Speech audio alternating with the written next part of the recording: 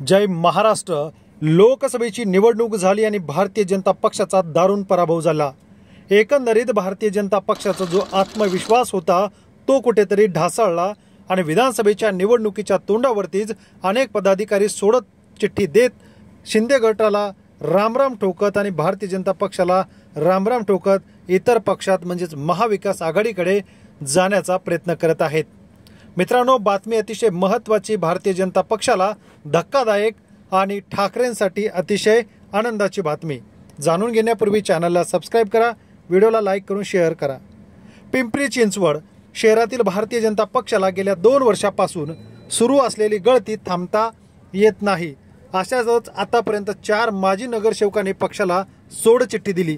त्यानंतर आता 5व्या माजी नगरसेवकाने पक्षात लोकशाही नसून घराणेशाही असल्याचा आरोप करत शहराध्यक्षांवरती आरोप केलेला आहे आणि आपल्या प्राथमिक सदस्य पदाचा राजीनामा देत भारतीय जनता पक्षाला रामराम ठोकलेला आहे।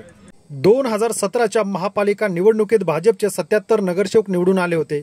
गेल्या 2.5 वर्षापासून महापालिकेची निवडणूक होऊ शकलेली नाही।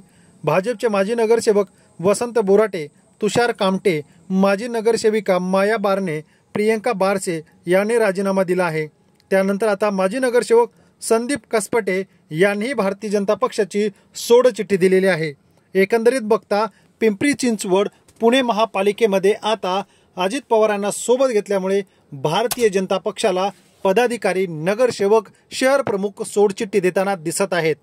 त्यामुळे भारतीय जनता पक्षासाठी येणारी विधानसभेची निवडणूक ही अतिशय अडचणीची ठरणार आहे। भारतीय जनता पक्षाला सोडचिठ्ठी देणाऱ्यामध्ये जवळपास अजून 15 नगरसेवक यांचे राजीनामे तयार असल्याचं कसपटे यांनी सांगितलेलं आहे।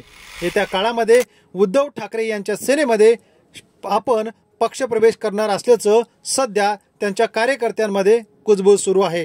येणाऱ्या काळामध्ये पिंपरी चिंचवड, पुणे आणि मुंबईमध्ये ठाकरेंच्या सेनेला पुन्हा एकदा चांगले दिवस येणार असल्याचं चित्र सध्या दिसत आहे।